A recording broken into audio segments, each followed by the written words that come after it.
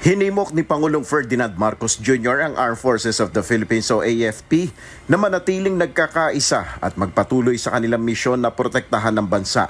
Ito ay sa gitna ng tangka ng pagpapakalat ng maling impormasyon. Ito ang panawagan ni PBBM sa traditional dinner kagabi sa Malacanang kasama ang AFP Council of Sergeants Major. Huwag tayong magpapadala sa ingay ng kasinungalingan.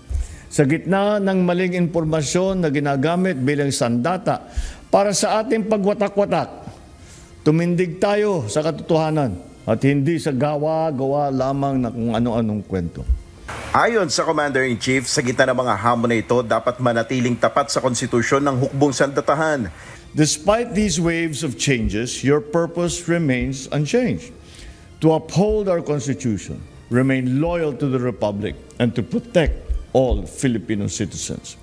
Nagpasalamat naman si PBBM sa AFP personnel sa kanilang matapat na pagseserbisyo sa mga Pilipino. Bilang tugon, muling tiniyak ng AFP ang kanilang pagtupad sa kanilang tungkulin sa bansa at hindi padadala sa anumang ingay sa politika. We reaffirm our pledge of unwavering allegiance to the flag, to the Constitution, and to the duly constituted authority, and that is you as our Commander-in-Chief, sir. We remain apolitical and fully committed to promoting unity among the Filipino people. Nel Maribuhok, UNTV News and Rescue, Diyos ang aming sandigan, serbisyo publiko ang aming pinahalagahan.